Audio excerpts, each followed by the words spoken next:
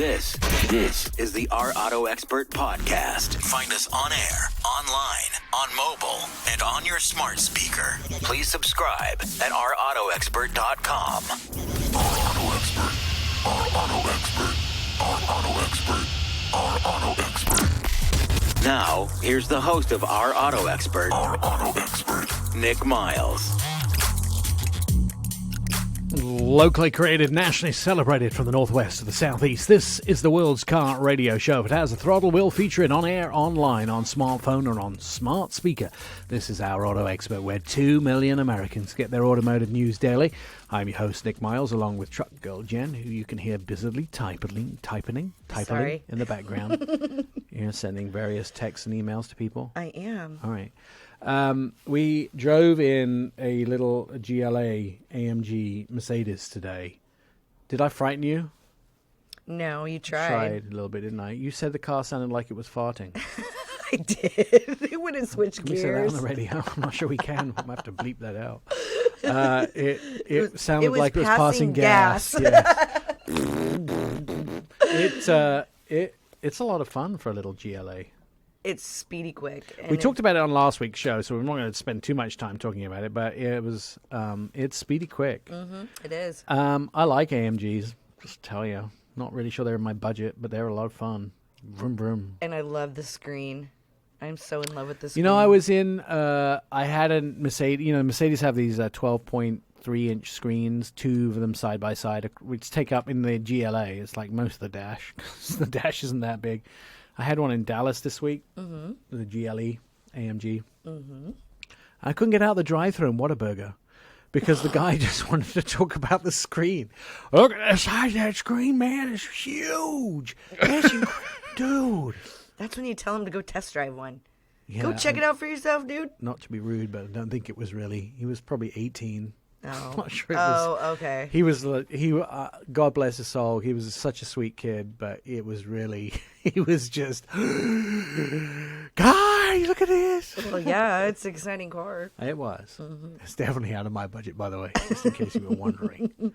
It was a fun car. Mercedes really nailed it. Mm-hmm. They've nailed those screens in that car. I still get annoyed. I'm not in the car now, so I can say it, but every time you say Mercedes in one of those cars, you go, how can I help you? I know. I I'm love like, it. Shush, hey, lady. Mercedes. I'm like, shush, lady, get down. Shush, quiet. And it's very annoying because then she listens to everything you say. As soon as you say the trigger word, it's like when I can't say Alexa around my house without her, like. Oh, I know. So my sister called when I was at your house, and she starts talking about them like, shh. Don't say that word. The whole house will start she's doing listening stuff. all the time, but it's when she talks to you and you don't want her to be talking. Like, pipe down there in the corner, Alexa.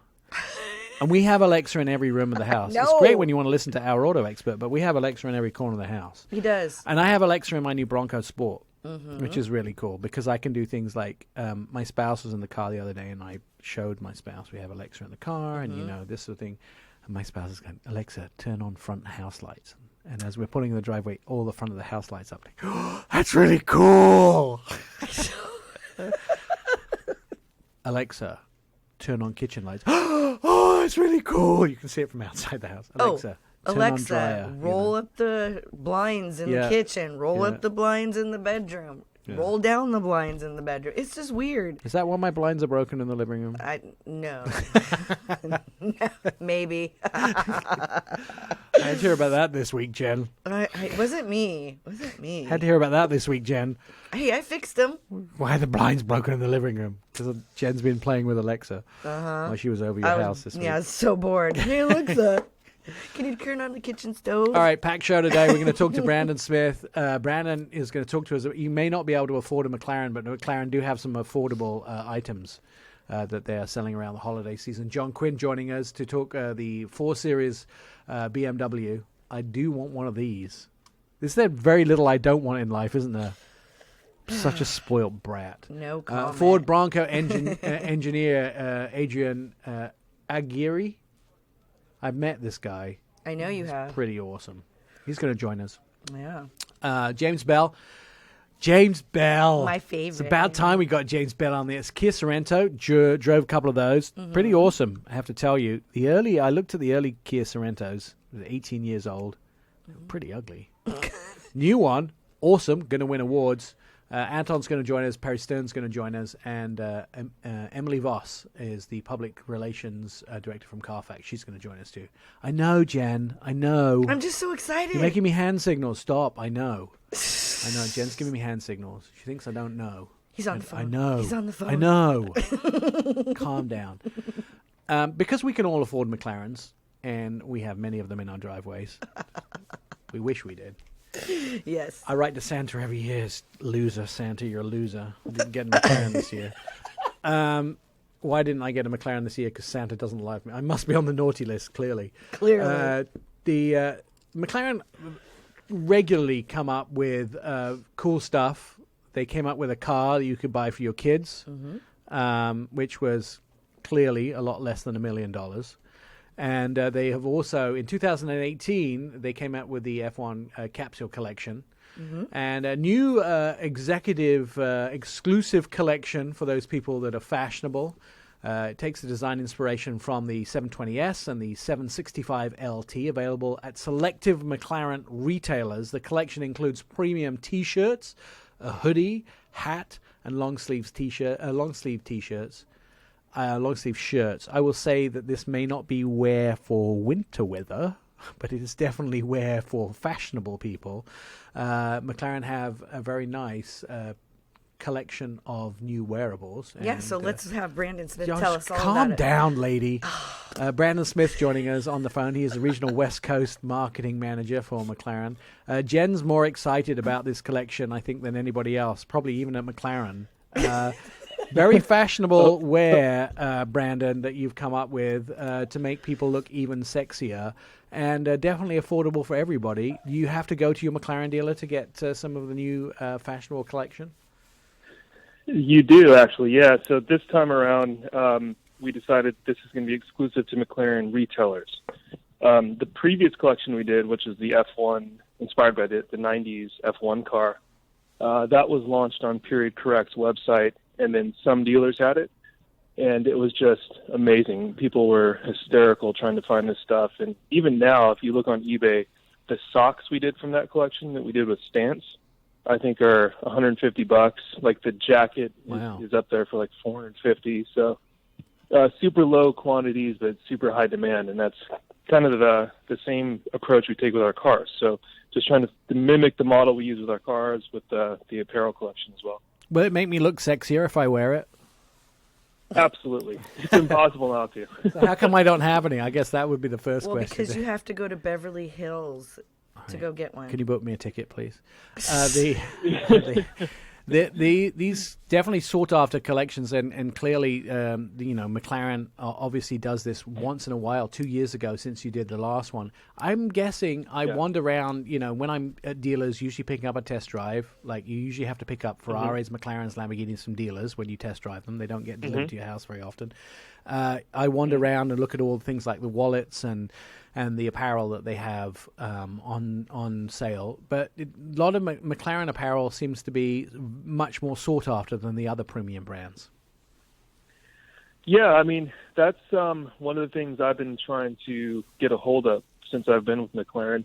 And I look at the way that sneakers, the whole sneaker culture is going, and the crazy demand for that. And, a lot of that can be adapted to other markets and other types of, sales approaches. So I think in general, if you go into a car dealership and you look at the OEM apparel, it's nothing that a younger kid is really going to be after. Like a kid that's maybe 15 that's playing McLarens on like the Forza or Gran Turismo video games, they're not going to be interested in a $100 polo shirt that a typical dealer would carry.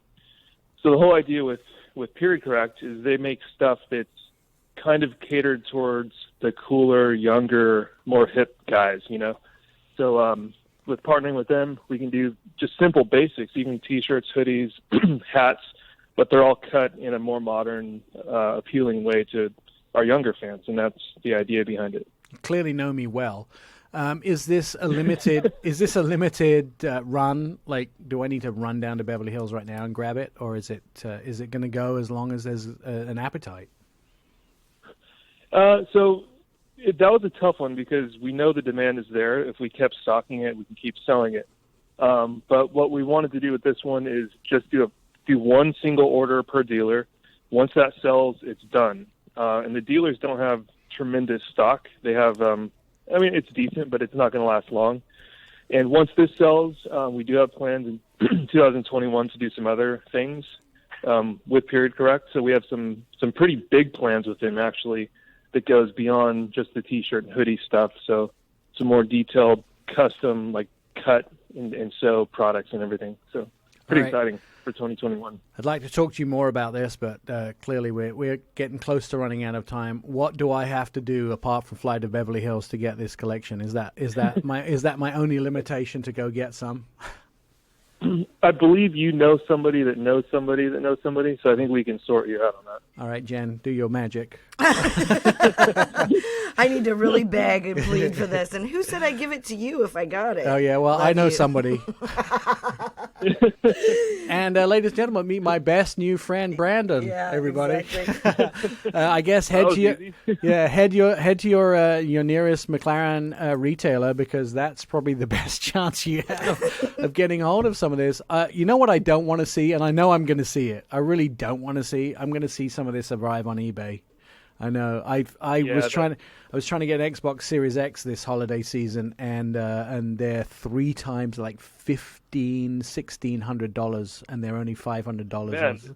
Yeah, it's crazy. That's the new world we live in. Everything now is going in that like ultra hyped direction. Even a book I'm trying to get is now they're trying to sell it like it's super in demand. You have to buy it now, pre-order it. Yeah. And I'm sure these are going to end up on eBay too. So. Yeah. All right, Brandon. Thank you so much. Head to your McLaren retailer to find it, or call Brandon at home. His number coming up in a moment. You listen to Our Auto Expert, OurAutoExpert.com. You're listening to Our Auto Expert. Catch up with previous episodes of the show, our website, OurAutoExpert.com. You can hear all the past shows, see automotive videos, and read insider car stories about your next ride. Our Auto Expert is where 2 million Americans get their automotive news daily. You'll find it all at OurAutoExpert.com. Lots of very interesting news around. There is some interesting videos starting to surface. People selling some vehicles which I would consider not worth the money. 2014 Corvette crosses the originally cost $950,000, but it's not just any Corvette C7. If you were looking to own this significant modern Corvette, this has been built out, and thanks to a fantasy broker, it's now getting a lot of attention. It actually has the number 3 chassis built by Corvette race cars, and has the winning pedigree, of course, of any race car. The best of the GM LLM and the GTAM chassis, but you need to be ready to pay that price tag of almost $1 million, $950,000 price tag. Today, you may have the chance to own a piece of the Corvette history, one of the latest, greatest front-engine Corvette race cars, the C7R chassis number 3. It has quite a pedigree of winning the Rolex Daytona 24 and 12-hour races of Sebring in 2015. And the chassis number 3 also saw action at the 24-hour of Le Mans, Laguna Seca, the Watkins Glen, Long Beach, and Road Atlanta. This vehicle was built by Pratt & Miller in conjunction with GM, and it marks a decade-long partnership to build the best racing Corvettes possible. Although the C7R may look like a C7 Corvette with an aero, from some of the photos, a huge amount of the car is changed to go racing. For starters, the roofline is 3 inches lower and the body is wider by 8 inches.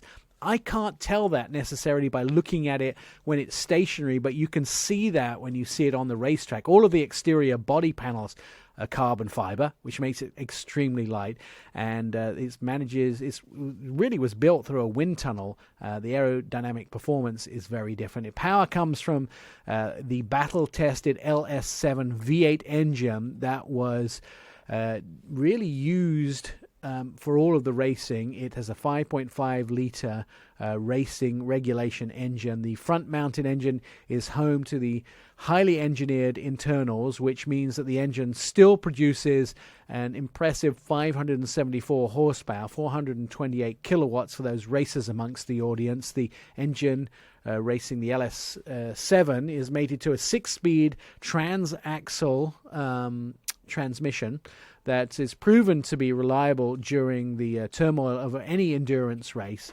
And I've seen some video of this thing racing. It's absolutely unbelievable. I can't actually believe after a racing history, and it's so many miles per annum, it's been battered, it's actually been cleaned up and is now going to actually fetch around $1 million. It's not surprising, though. I've seen some people be flipping some of their own personal cars to get so much money for them recently. People flipping cars to get $4 or $5 million out of them soon after they've been built. So if you think that secondhand car market was increased during the pandemic, they definitely are for some of the supercars that are out there. Just seeing so many new cars getting so much attention in the world. A lot of people selling their supercars right now. I saw some stats from, I think it was from JD Power and Associates, saying that some of the supercar markets are reporting to be up by 42%, some of the super luxury cars, and some supercar markets reporting to be up by that much. It's really, really interesting. They're also seeing very big increases in truck sales. Dealers are selling trucks for a lot more of increased money. We're seeing even some of the trucks that aren't big sellers around going for huge amounts of money out there. Now, I'm going to maintain this, and I say this forever, you're going to see some of the best, period, times to buy a car between now and I think it's the 4th of January is actually the official end of the year car sale dates. Now, of course, tax-wise, that ends at midnight on the 31st of December. So, but some of the best sale dates or sales that you can get on money off the hood of the car will go until the 4th of January. So if you're going to buy a new car, probably the best time in history is going to be between now and the 4th of January for discounts. I have a friend who is an anchor at Fox in Milwaukee, and he sent me a note saying, I've had this minivan since 2006. It's got over 200,000 miles on it. And Carl's beat this minivan to death. He really has. It's a Sienna. Look at it. He said, I'm wondering if we could, I want to see if I can get something for it, minivan. I said, I can give you something for it, a Molotov cocktail. That's what he's going to buy a new Chrysler Pacifica hybrid because he's trying to be much more green. I did suggest an all-wheel drive might be better for him, but he was looking at some of the discounts between now and the end of the year, and they are phenomenal. I mean, at least $10,000 off if he buys a 2020. Wow. So instead of buying $40,000, he's going to get the $7,500 tax credit, which comes from the federal government, which is still available if you buy a hybrid, plug-in hybrid for Chrysler. Not available for Teslas, though. They have lost their federal tax credit, I think, same as Chevy and a few other manufacturers, but they still have them at Chrysler. So you can buy that, the Chrysler Pacifica Hybrid, still with a federal tax credit. He's looking at doing that and getting that money. Plus, there's $10,000 off the hood of the price of the vehicle. So instead of paying $42,000, I think he's paying something like $32,000 for it. Plus, he gets that money off there. So he's looking at about $25,000 for a top-of-the-line, brand new Chrysler Pacifica plug-in hybrid, which is phenomenal amount of money. There are car companies like Hummer, which is part of the GMC brand now, which will be coming out with their electric truck soon. But some companies will start to see their federal tax credits evaporate soon. So if you're thinking about buying a plug-in electric car, you want to make sure that the federal tax credit is available to you when you purchase it. And again, before the end of the year is going to be the best time to buy a vehicle. Now, trucks might be a little harder, but car companies are down 4 to 5 million. So if you're going to buy 4 to 5 million vehicle sales, if you're going to buy a new vehicle between now and the end of the year, do it. You may not see such a good time in history. All right, more Our Auto Expert on the way. Stand by. You're listening to the Our Auto Expert podcast. This is Our Auto Expert radio show. Our Auto Experts on Facebook, on Twitter, and on Instagram. You can start a conversation with us, ask us a question, just direct messages at Our Auto Expert. Our Auto Expert is where 2 million Americans get their automotive news daily. Well, you may have heard me gushing about it. You may have watched me on social media through some magic, through me throwing some spells around and a magic wand and the help of Adam at Northside Ford in Portland, Oregon. I managed to get myself a Bronco Sport. Goodness knows how that happened. But I test drove it in the desert in California a few months ago and fell in love with it. And even though my spouse told me no more cars, no more dogs, and no more handguns, I still managed to buy myself another vehicle and took delivery on December 9th of a brand new Bronco Sport, and a very happy man I am too. And of course, we wanted to talk about that, Bronco in general, but the man that is really in charge of a lot of engineering about Bronco is our friend Adrian from Ford.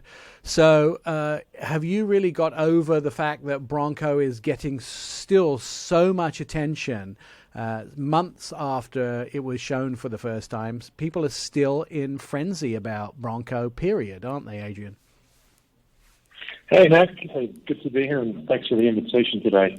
Yeah, the still is a frenzy, and we're super happy about it. I think they just really talks about all the heritage in the Bronco name, right, back in the 60s, really being this first true SUV with off-road capabilities, and now, after a number of years not having a Bronco from Ford, now we're back right now as a family. Reintroducing it, the Bronco Sport, which we're super happy that you enjoyed the drive and now have one. And the 2 and the 4 are coming up in 2021. So we're super excited about it. I tell you what I'm most surprised at. I mean, first of all, obviously the drive we did in California with the Bronco Sport, everybody's mouth dropped open, couldn't really believe the fact that it was so capable and could do so much, and people had sort of really not expected that much from the Bronco Sport. Got a lot more out of it than was really expected, and it really did exceed expectations, period. But the thing I've noticed about it even more, everybody from the homeless to the guy parking his Mercedes-Benz S-Class has been giving me thumbs up.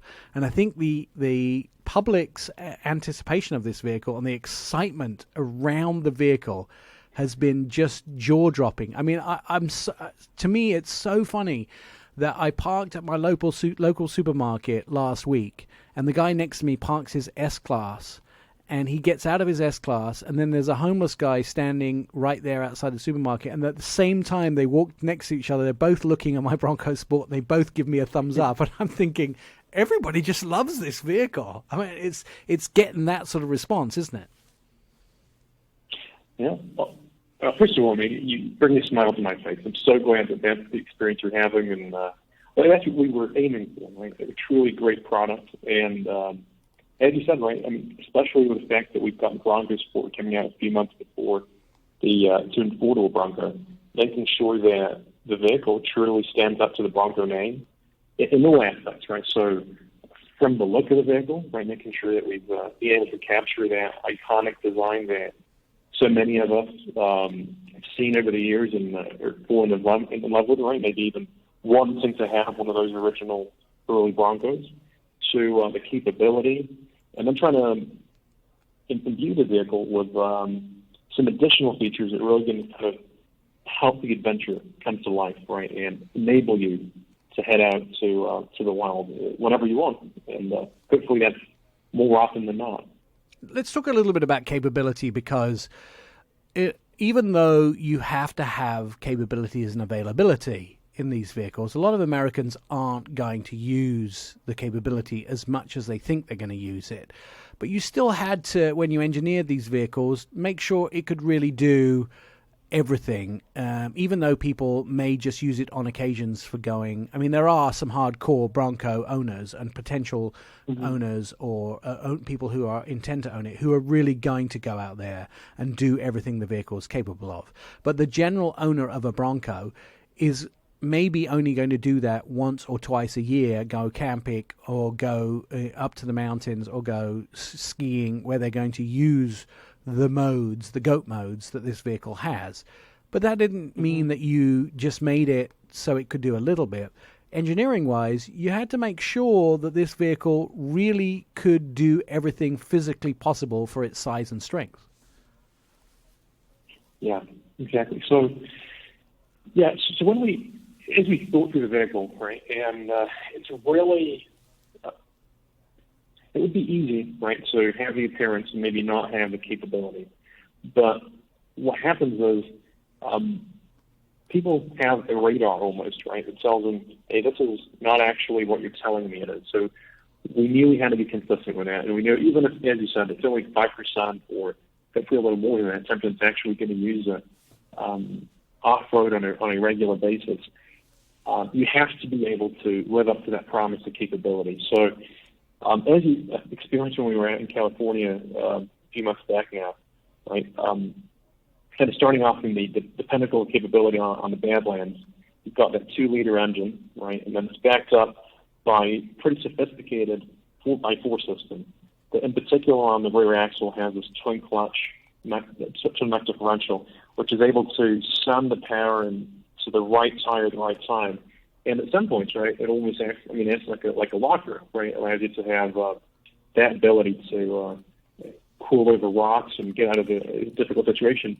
Now, we think that it really makes sense also for people not going to be doing that, because you have the confidence that even if you're not off-road, if you were in a situation where you had to get out of a snowdrift, if you pulled off to the side and it was a little bit muddy and you were trying to get back on the road, if there was a little bit of water right in front of your house and you had to wade through it, all that capability is there. And we know, based on talking to a lot of our customers, that that's something people really want. They want to buy a small SUV and they want to know that they're going to be protected, right? They're safe with us, and for that one time when they have to use it, it's going to be there for them.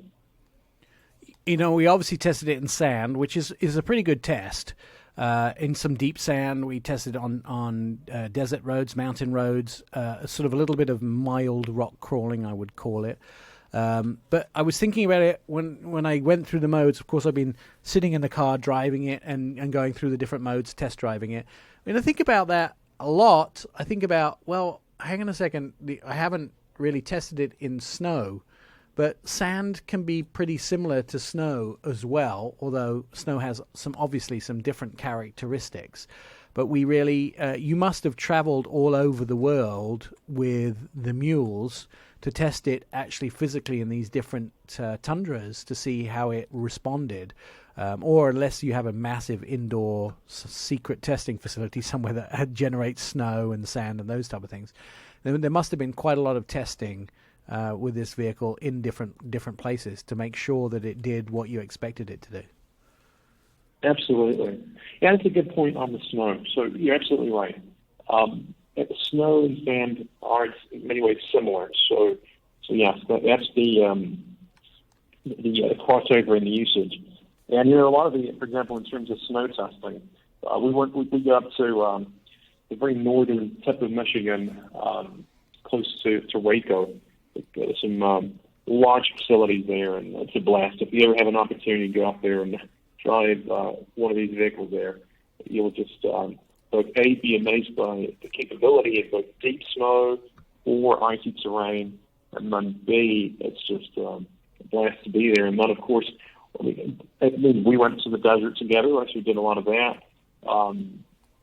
And a lot of them, the durability testing happening in Michigan in our testing grounds, Michigan Proving Ground. And one of the things we talked about, right, was that we differentiated, we took that durability to the next level, because it was both having that extra hardware required, and then making sure that if we're going to have people taking it off-road more often, then the regular small SUVs out there today, that we were able to meet that, right? Because the loads are more intense, the amount of muck all over the place is increased, right? So, as you said, different terrains, different places throughout the U.S., and just an increase in the level of testing you were doing. Yeah, no, it's absolutely an amazing piece of machinery.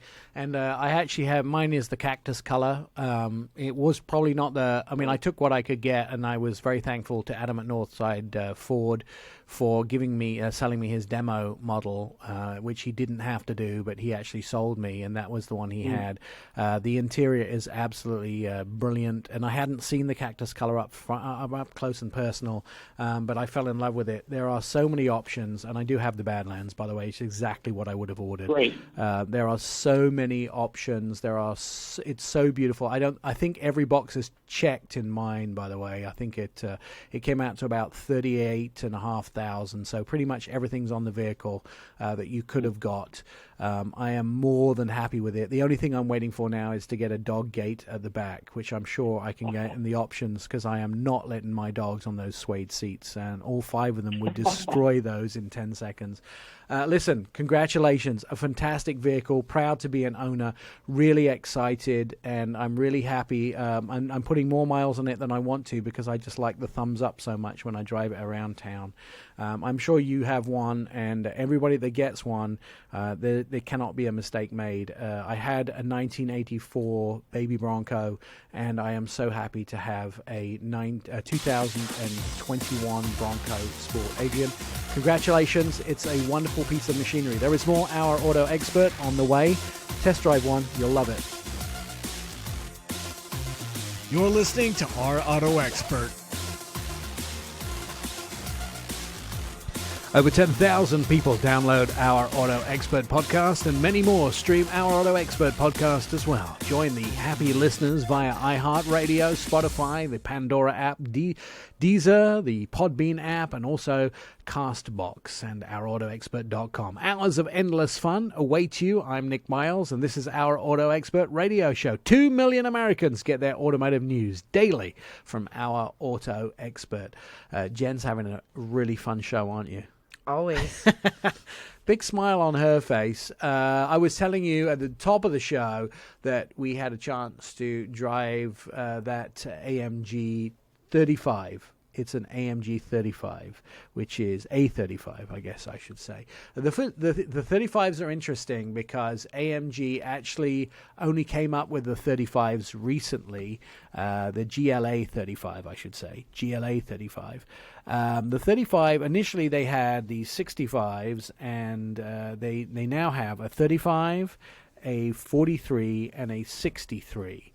They're just basically different engine sizes. But the smaller cars, the A-Class and the GLA, have a 35. And the 35 is the AMG version of the, obviously, the GLA, which is the smallest SUV that they make. It's little, but it's full of fire. You know, I love AMG Mercedes. I just can't keep track of GLA, GLE, GLS. All right, GLC. so it's very easy. I know. I'm going to explain it to you. Please You ready? do. Here we go. Please do. So you know Mercedes S sedans are classed as an A, A-Class, B, which we don't get in the US, but there's an A, B, a C, an E, and an S. Okay. A, B, C. So S is super E, and expensive. S is the biggest, the biggest one. Okay. Big luxury limo style. Okay. All right. So A, little, tiny, small, very, very single person millennial car. The B, we don't get in the US. Okay. C, which is businessman's, you know. Like a coupe. Yeah, businessman's sort of not a coupe, not a coupe. There is coupe versions, but it's sort of a family coupe. Okay. The E, which is bigger businessman car, a bit more luxury. And the S, which is super luxury cigar smoker. Right? You get it? Often with the extended wheelbase, China limo style, right? Okay. Get it? If it has GL in front of it, same principle, but GL means it's an SUV. Okay. So there's a GLA. It's like the A-Class, but an A. So it's a mini SUV. Yes, it's small. So the last letter, A. Represents GL, tiny. B. Right. There is a B, right? Okay. GL, like the C-Class, but C. Got it. GLE, but like the E-Class, but an E. Okay. GLS, like the S-Class, but an S. Now, there are a few other variants that they have in between that do other things, like a G-Wagon or a CLA, which is kind of the coupe version. There is a few other vehicles that they do, but that's the general structure of the company. That helps me. So this I is like like names. an A-Class, but it's an SUV, so it's a GLA. Okay. All right, now Now that we are educated. there's an AMG version. Yeah, we know that. That's the So super instead engine of being one. called a Mercedes-Benz, it's a Mercedes AMG. So now it's a GLA AMG 35. Just like Maybach, they drop the Benz. Benz. So it's a Yes. Mercedes Maybach. Maybach. Maybach. Not my back. No, Maybach. Maybach. Maybach. Maybach. Okay. My Maybach. German. Like you got something in the back of your throat. Uh-huh. Maybach. Fur balls. Maybach. Jordan's is looking. teaching Jordan, Jen I was how to going to say say, yeah. You Can want you to say- make fur balls too? What's the English car company that has a leaping cat? Jaguar. Jaguar. Whatever, it's close. Not Jaguar. Jaguar. Jaguar. Jaguar. Uh-huh. 3 syllables. Jaguar. Okay. Jaguar. I'm not going Ready? to say it again. Maybach. Maybach. You sound like Rosetta Stone, doesn't it? Good. I'm educating you. Yes, you are. Okay. We're just doing things properly. Mm-hmm. So anyway, we're driving this. It's turning into a language show. I know, right? Driving in this Mercedes AMG GLA 35, which is phenomenal. I tried to scare you a little bit this morning, but you just kept saying, car sounds like it's farting. It does. It did. You didn't scare me. No? Okay, we have the ride home. Okay. I'm expecting something fantastic. All right, let's just Okay. see. We're going to go sideways into a parking space at That the works. mall. All right. It's your loan. What did your sister say the last time she was on the phone when we were in the car? I don't- Nick, see if you can make her throw up. I know. All right, Yeah. challenge accepted. Great. I'm just And saying. let's talk about the F-150 hybrid. Yeah, what's it called? Boost. Power Boost. They call it a Power Boost. They don't call it hybrid, interesting enough. It's called a Power Boost. Okay. Power Boost full hybrid, hybrid electric, 10-speed automatic transmission. It's the Ford F-150 3.5-liter Power Boost full hybrid. Yeah. Take that to the bank and eat it. All right. Apart from being Ford tough, the thing that's coolest about this vehicle, so I'm sitting in the car with my spouse. Mm-hmm. I'm in full EV mode. Full EV in a truck. It's running, if you run below, I think it's 20 miles an hour, it runs in full EV mode. I'm driving in full EV mode. Completely silent running. I says, hey, honey, what's going on? What do you notice? Nothing. Don't you notice anything? No. You notice the engine's not on? Oh, yeah. Have you ever been in a truck that drives on electricity alone? No. Oh, okay. Thanks for noticing. Thanks for noticing.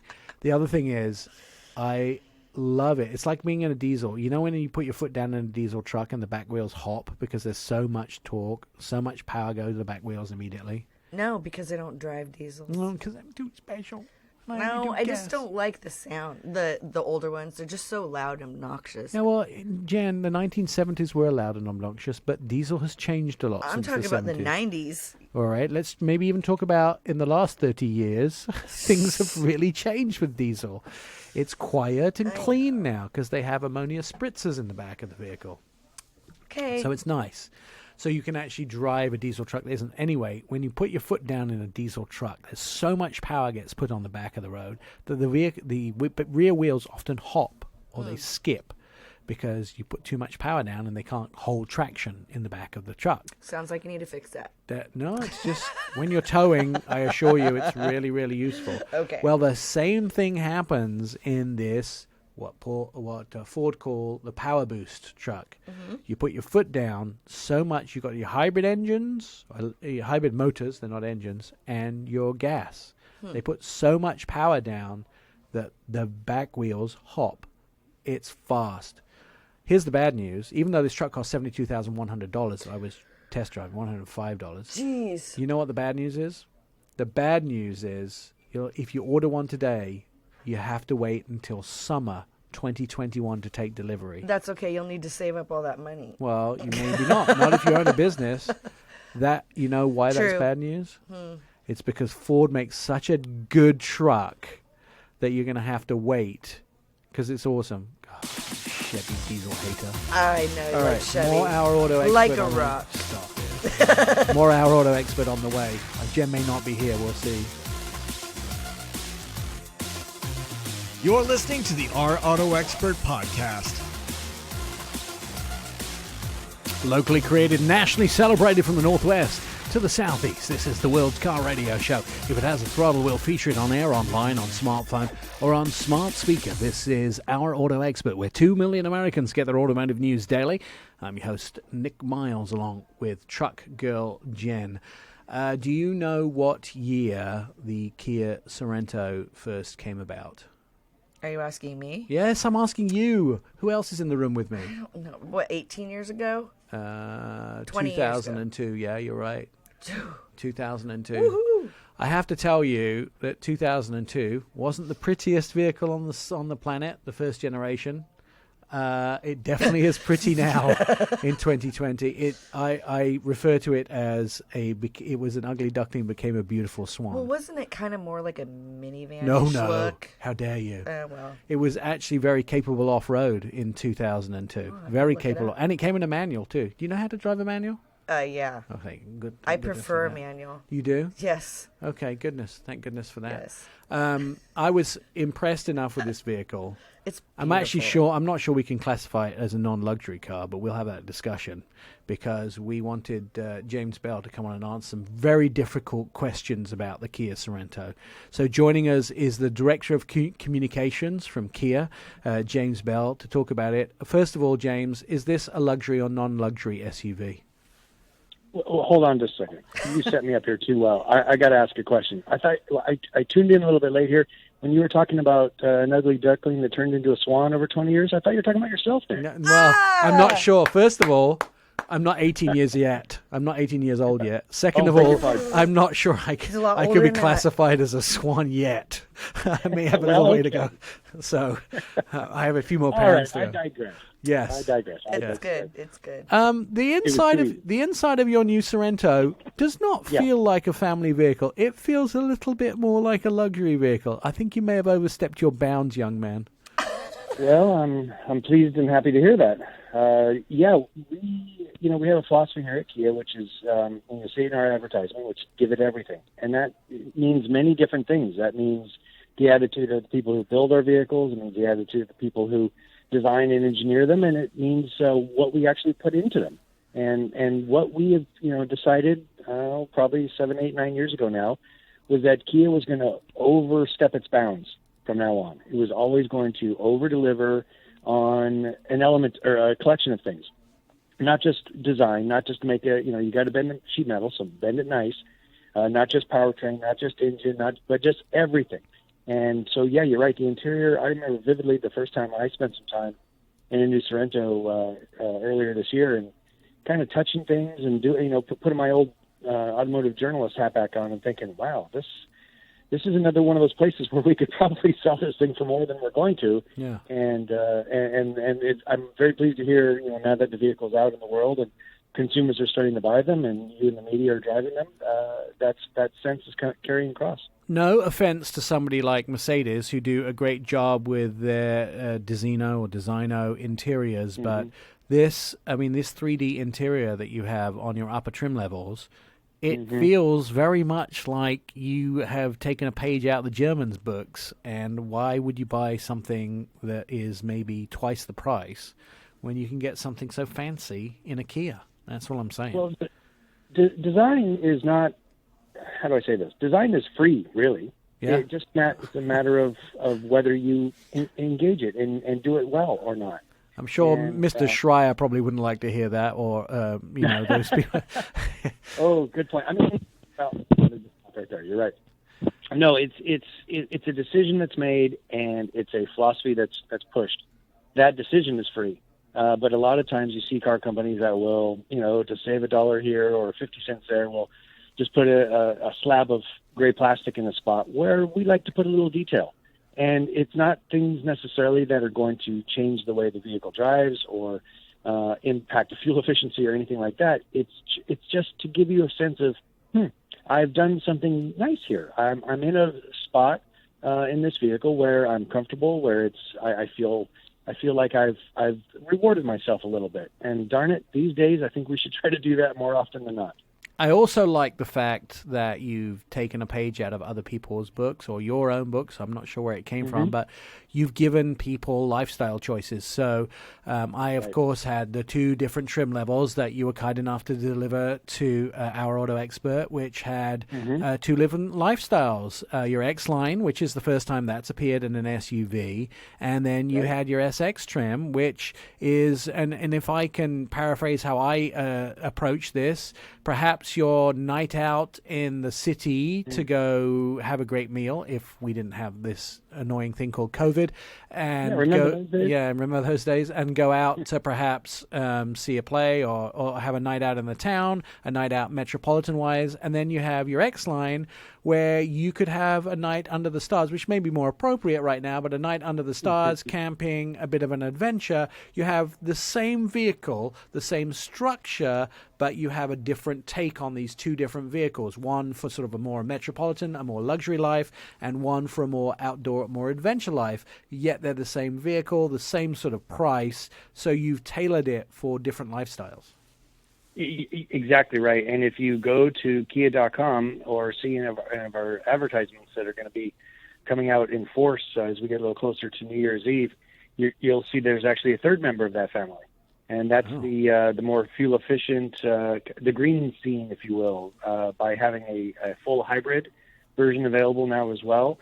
And shortly into 2021, we'll have a plug-in hybrid version. So there's that 3rd attitude of, I want to do what I can to maximize my fuel efficiency. I'm not going off road necessarily. Just putting around town, running my errands, going to grandma's house. Just let's be fair, what most people are probably doing with the vehicle. And so we wanted to have that 3rd member of the family, which is all about efficiency. And you have some fuel efficient numbers here. The turbo hybrid, 37 miles a gallon. Is that right, or am I reading that wrong? No, that's exactly right. It's a 1.6 liter turbo, which is not a bad little motor up by its own. But then you load that in with the hybrid powertrain, which of course gives you that great instant low torque. So we have found amongst the Kia crew here that if we're taking one out to go on a lunch run or going out to up to our proving grounds up in the high desert here in California, we like to grab the keys to the hybrid because it's actually in many ways the more engaging one to drive. It's a lot of fun, and then when you're done, driving a little more diligently, you let it settle back in the hybrid land, and you're right, plus 35 miles per gallon is easy. That's crazy. That's silly money. The one thing I noticed from the outside, and we usually start with the outside design because that's the first thing you see, but the inside was so compelling we had to go there first. Looking at the outside of the vehicle, it doesn't look like a Kia, but it does look like a Kia. I feel a little fooled. Still a Tiger Nose grille, still a Tiger Nose front end, but not. Why am I not? Why am I seeing something I'm not used to? Because we've actually evolved the famous Peter Schreier drawn Tiger Nose grille, and we're now kind of going into what we're calling a tiger face. Especially if you look at the vehicle, maybe in the late afternoon, before the headlights actually pop on, and you just have those DRLs on. They are there to kind of mimic or give the emotion of.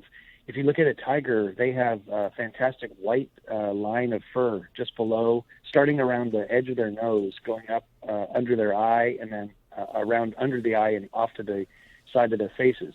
And that DRL is there as a white line to kind of emulate that sense of that tiger face.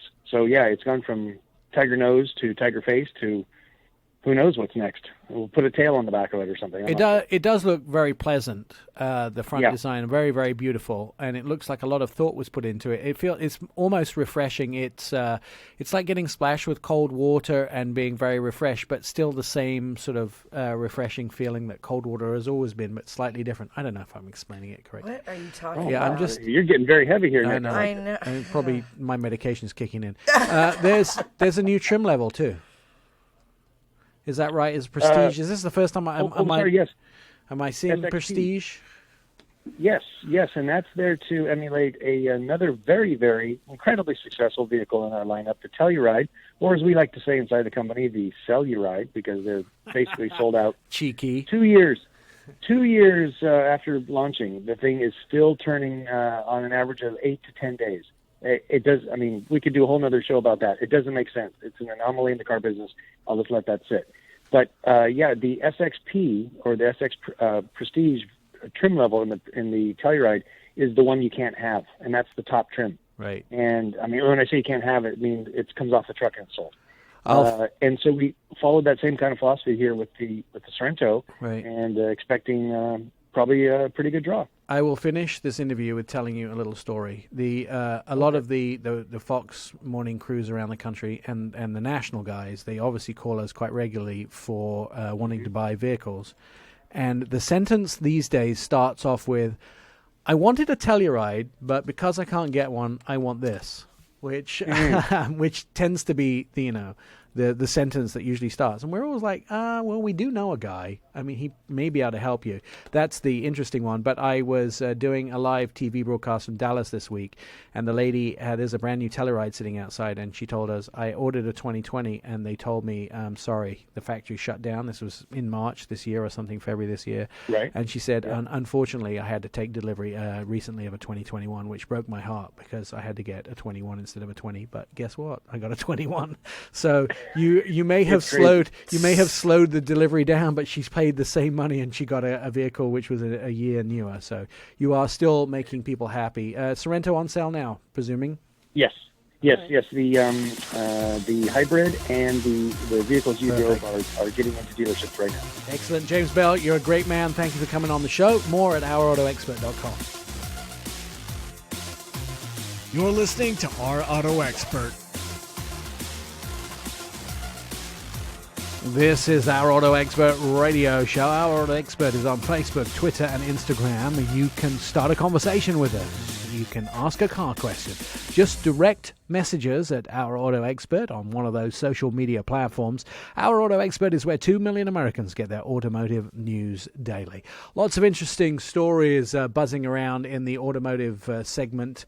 I can tell you I have had quite an interesting look at some of them.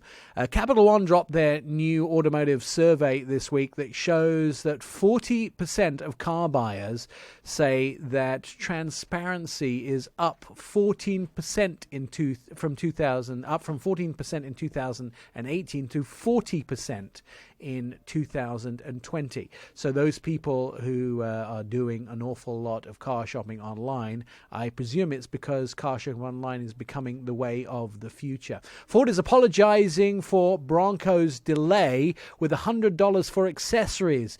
Deliveries aren't expected to begin until summer now, 2021. Delays are really a distressing pain for many of those people that have ordered their full-size Bronco 2-door and 4-door. They happen, because of many things, but the latest tech gadgets are now hotly anticipated. Cars and trucks really looking forward to having some of those things. So Ford apologizing for that. Talk News is reporting that the Blue Oval will give Bronco customers $100 to use towards accessories and maintenance or services throughout the company's Ford Pass loyalty rewards program. That's on top of the $200 that customers can receive when taking delivery. However, Ford converts those values to Ford Pass points or Visa, vice versa with their services. 4,200 points given at delivery and another 20,000 awarded for penalties waiting for the SUV. That's their penalty that they're going to pay, giving a total of $300 to customers. That will help them spur buying a plethora of accessories from the company that they're planning to offer. The Nissan GT-RX in 2050, the concept that they just came up with is a supercar you can drive on your belly. How do they expect people to get on their belly and drive a car? I'm not even sure I could do that. It sounds horribly uncomfortable. It's like those bicycles you see when you have to sit in the seated position and pedal that way. I'm not sure that's very comfortable either. It was created by designer J.B. Coy and brought to life by Nissan's designers. They're focusing on the future, which is obvious by looking at some of the brand's newest products like the electric Aria crossover and the upcoming Z Proto sports car. But the two vehicles are just the tip of the iceberg when it comes to what's happening at Nissan in the future. The designer has unveiled a concept that gives us an early glimpse into the brand's distant future, which will be coming in the next 30 years or so. It's dubbed as the Nissan GT-RX in 2050, created originally around sketches and renderings of the concept.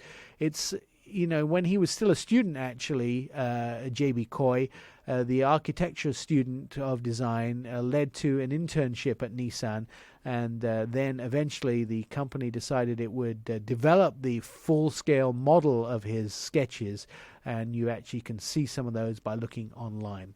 Lift and Motional really did take those, and they sort of lift and motion them into taking them to a 3D design, which I think was really cool. And now, hopefully, you won't have to actually get on your belly to drive a car. I can't imagine driving a car on my belly. No. It doesn't work for me. It doesn't work for you either. No. Lying forward in a car. No, thank you. I can see. You have to lift your neck up. You get neck ache after a while. My eyes, if you're lying on your belly, my eyes automatically want to look down at the road. Just talking about that position. They have like a chin support. No, but then think about your neck. I You're know. you're hyper-extending your neck all the time. Sorry, I was moving away from the microphone there. Isn't that kind of like how they do the luge? Is that what it's supposed to represent? Yeah, it's the same thing. Can you imagine doing that for like a 6-hour drive? No, maybe the car goes 300 miles an hour. I don't know. I'd be scared. Lyft is getting two robo-taxis developed, the Cruise and the Argo. They're going to continue the self-driving vehicle quest. They're going to try and put these commercial vehicles into service.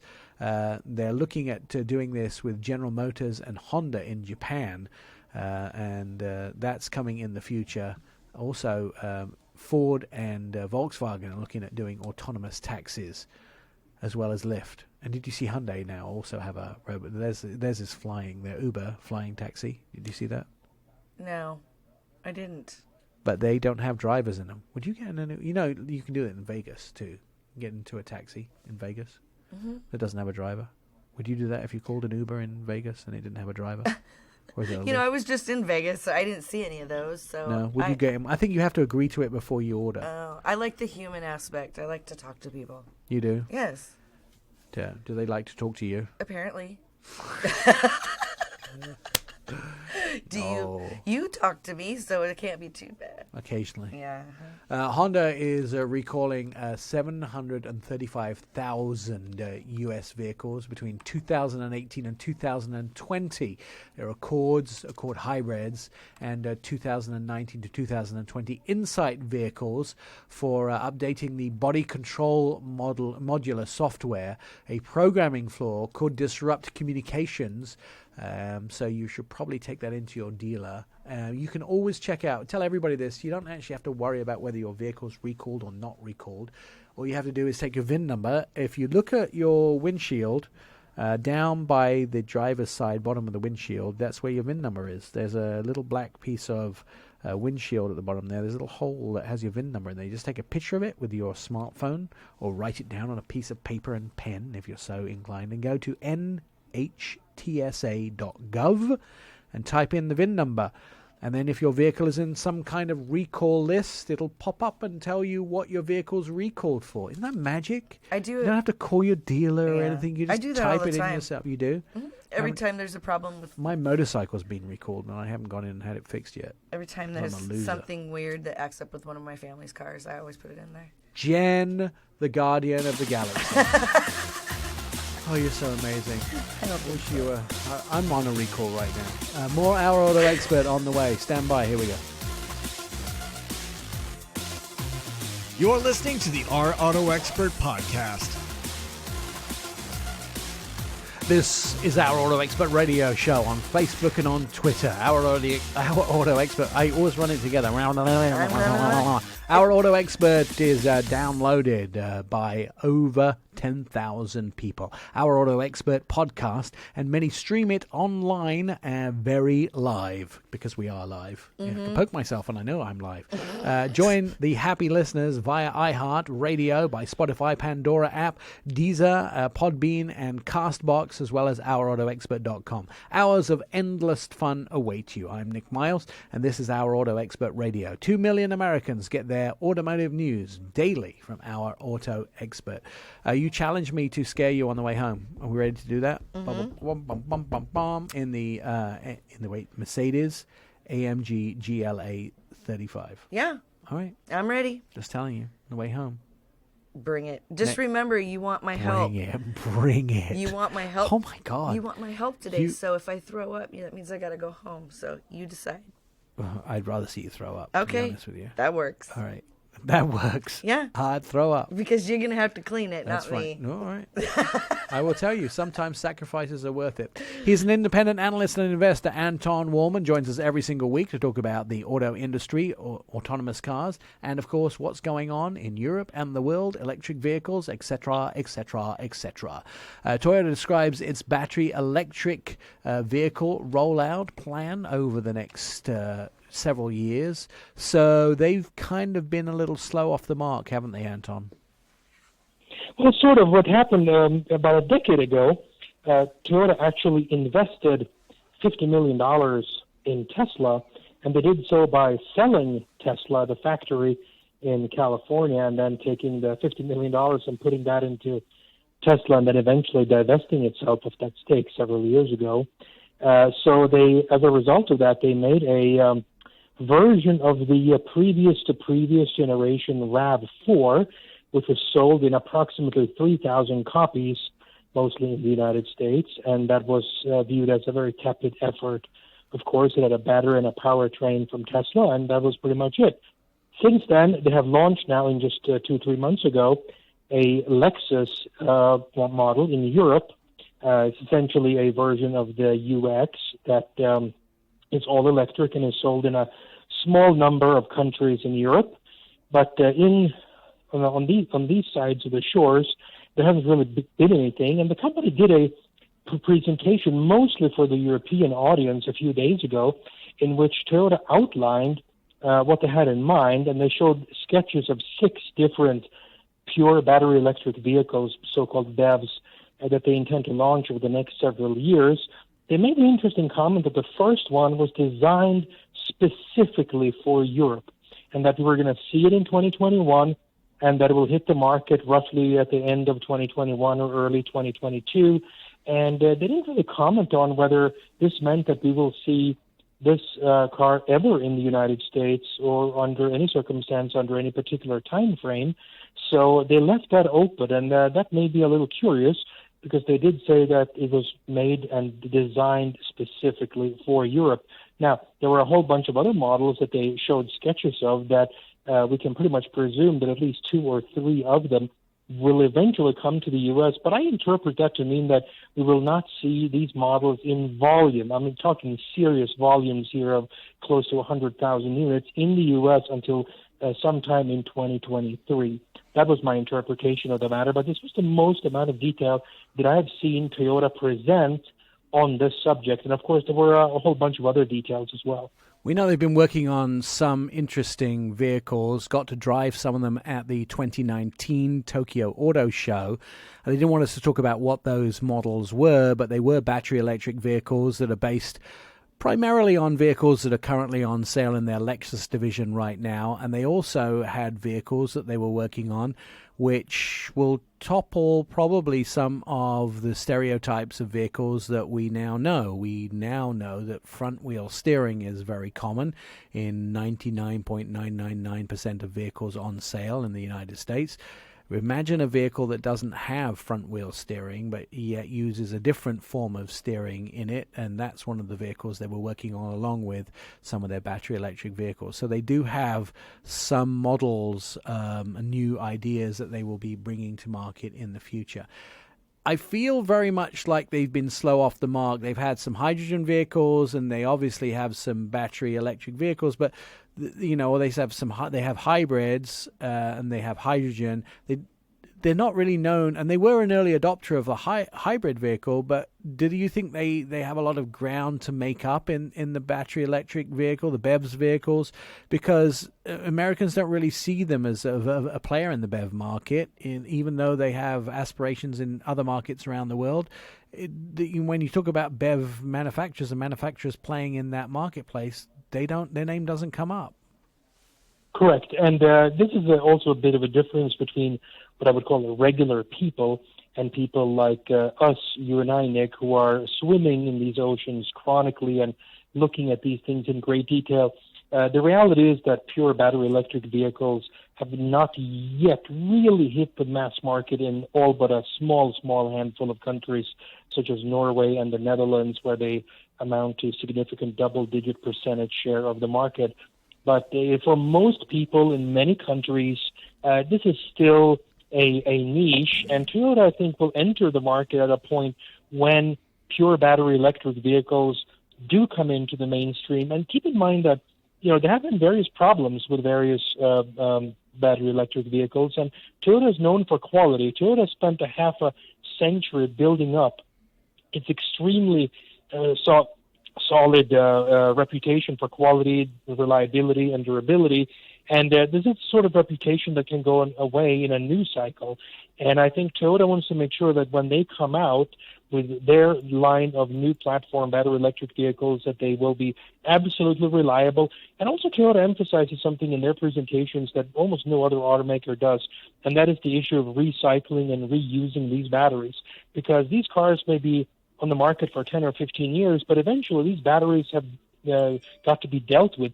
We could essentially end up with a huge environmental catastrophe when these automotive batteries eventually have to get disposed of. And Toyota's spending a lot of time working on how that is going to happen, and they're designing their batteries specifically for recycling all the way from the start right now. Interestingly enough, I think I spent some time, probably 3 years ago now, going to I guess it could be a wind turbine facility in Japan, where they used the wind turbines to capture power, and they were using old Prius batteries to hold that power, and then used seawater to take that power and turn it into hydrogen, and then the hydrogen was offloaded into trucks and then used for forklifts around the docks, which was a very ingenious way of doing it. I'm not sure if the power conversion rates made sense once you put the math onto paper, but it definitely was a good use of old Prius batteries. So Toyota and Lexus had some great ideas, and they were utilizing those, and they've obviously been doing a lot of hydrogen work as well in the port of Long Beach. That's been a well-established product that they've been using out there, using some waste product to manufacture hydrogen. So those are well-established products, but getting their vehicles into the hands of practical everyday customers is something that they're looking at. Let's turn our eyes to Europe. We're looking at some sales numbers come in, the end of quarter BEV and PHEV sales in Europe. You say they're strong. Tell us about them. Yeah, so typically at the end of the year, also at the end of every quarter, and of course December is the culmination of all of these sales numbers, Tesla typically has a very, very strong month at the end of the year, where they deliver the most amount of cars by far throughout the year. And at least directionally, this month will not be any different. The Tesla Model 3 is essentially topping the battery electric vehicle sales charts in most European countries.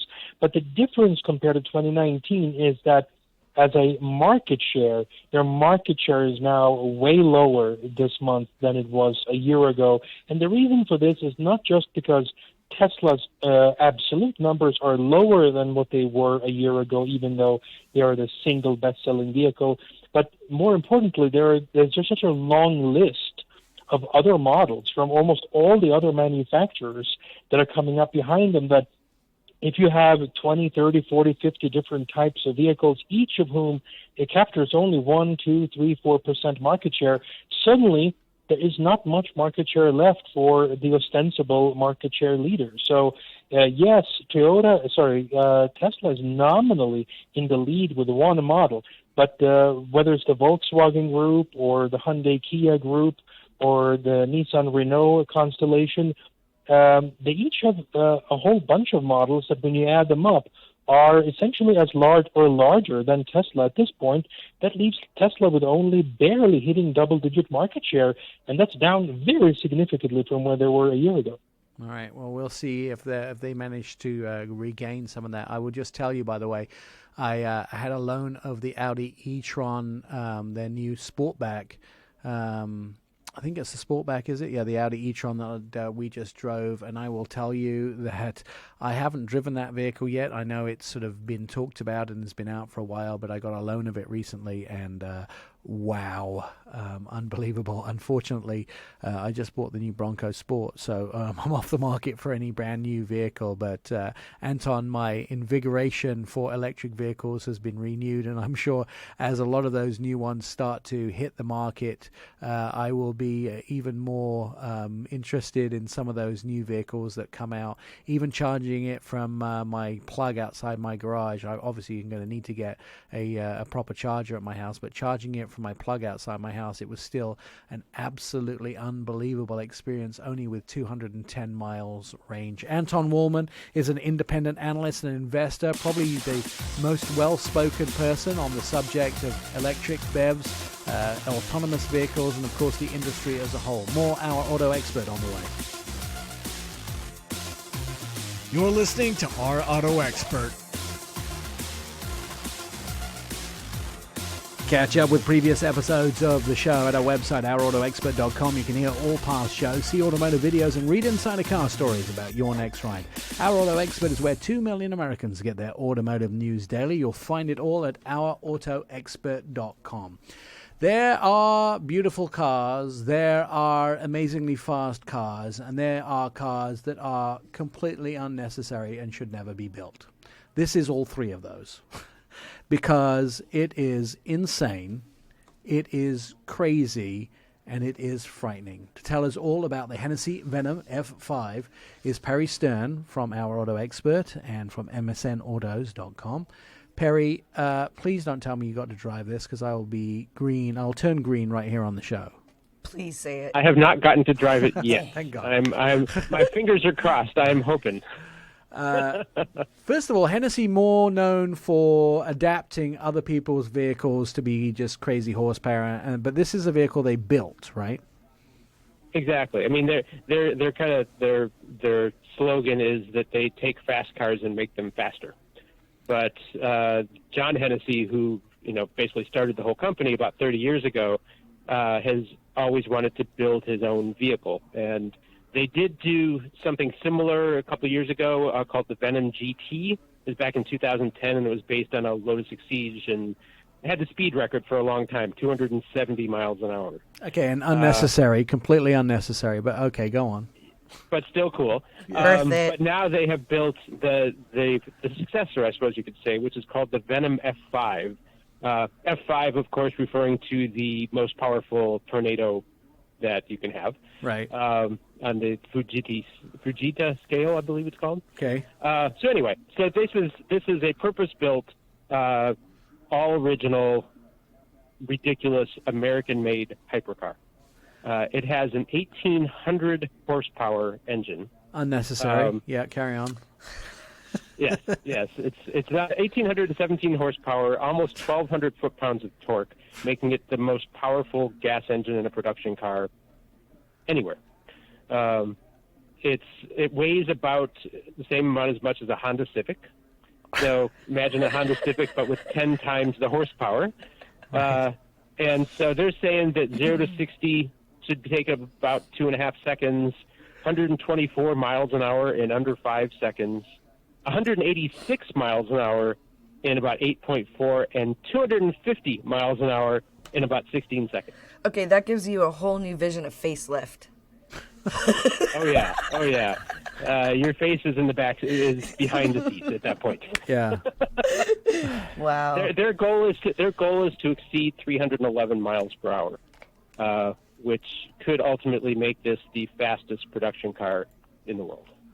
It's crazy, ridiculous, crazy. I mean, unbelievably crazy. And is the driver for this somebody who is willing to give up their life? Possibly. I mean, because the only price of entry is the price, which is about $2.1 million. Right. Which, in the scheme of that's not bad, exotic actually. supercars, is not that bad. I was watching a car this week that somebody was selling. They'd bought for $3 million, and they were flipping for $5 million. So I was watching. That's a pretty good deal. So with the amount that they made, they could buy a Venom. Right. It's yeah, of course. Or two. Perhaps if they were doing $5 million. How many are they going to make, and how many are they going to sell? So they're only making 24, which means they'll sell 24. Right. I believe half of those are expected to come to America. Right. So odds are, if you buy one, you're not going to pull up to a stoplight and see one next to you. Right. And they are custom building each one, so even if one does pull up next to you, it won't look anything like yours. Right. And it is very cool from the inside out. I mean, the shape of it is exactly what you expect from a 300-mile exotic sports car. And inside, it has a steering wheel that looks like it should be in a Batmobile F1 car. Right. I see this as one day being a class at Pebble Beach. I could see that, having 300-mile exotic sports cars at Pebble Beach. I mean, they're close to doing things like that as it is. Right. In fact, they showed the prototype of this car at Pebble Beach last year. Right. So I have a question for you. Are you going to go to the Guinness World Records that they're going to try to do in Florida? I'm hoping that they will ask me to join them, yes. That would be Their plan is the second half of next year, after they've done considerable testing, to have an event where they will invite, owners, media, and such, and show the car going 300 plus miles an hour. It's interesting. What time period do you think they're going to build this over? They've actually said this is the first production car, so they've actually started building it. Oh, right. So, it's a 2-year build or something until they're all produced or something like that? Something like that. And I think the first deliveries are expected the beginning of next year. I'm kind of interested to see who the customer is of this. I want a customer profile. That would be very interesting. I mean, I would imagine that clearly this is not someone's only car. Yeah. As with any kind of car like this, it's not typically the only car in the garage. Right. But it's American made. They're really. I mean, the interesting thing is that there is another American made sports car that just recently theoretically broke the speed record. Yeah. That's still under investigation, but that's the SSC Tuatara. Yes. And so suddenly we have two American-made exotic sports cars that are at the top of the speed list, which is kind of cool. Take that, Italy. Yeah. Yeah, exactly. Exactly. Why would you want a slow Ferrari when you could have a Venom F5? Yeah. If you had $2.1 million that you didn't need right now. Clearly. Well, the chances are if you bought the Venom F5, chances are you probably got a Ferrari sitting around somewhere too. Yeah. All right. Well, there's many questions and a lot of confusion over who's buying this and why they're buying it. Who would you pick who do you think would buy this? I haven't a clue. It's not going to be your Bill Gates or your Seinfelds. They're not that fickle. I was going to say, what about Michael Fuchs? No, definitely not. Okay, what about? No, he's into the Rolls Royces. He's not what into about Leno? But no, definitely not. This is not. I mean, someone who probably bought a McLaren Senna. Yeah. Okay. Would probably want one of these as Michael well. Fuchs I mean, it's that class of people that have already bought the coolest exotic that's out there, and they want to have every cool exotic that's out there. The only person I could see buying this is Ron Atkinson, because he's got a bunch of multi-million-dollar McLarens. he might be the sort of person to ride this. This is the only person I could possibly think. The interesting thing is that, and when I spoke with John Hennessey, he's trying to emulate his company after McLaren because he is a McLaren fanboy. All right. Which is why the doors kind of open like McLaren's on this. Dihedral, I think that's part of the reason. His goal is to make a company that's like McLaren. He's not looking to compete with them necessarily. He just likes the way they build cars. Interesting. So, very interesting. It's not a bad company to emulate. Right. Perry Stern, you can read a majority of his stuff at ourautoexpert.com, and you can also read it at MSN Autos, which is a great place to read a lot of Perry's stuff. He's a very intelligent man and gets to drive very cool cars, and I'm very jealous. More of our show at ourautoexpert.com. He's very interesting, and I'm, again, very jealous. All right, more show on the web. We'll talk to you next week. You've been listening to Our Auto Expert with Nick Miles. Find all the show episodes at ourautoexpert.com. Please follow us on all social media, Twitter, Facebook, and Instagram at Our Auto Expert, and message us for a quick and witty response.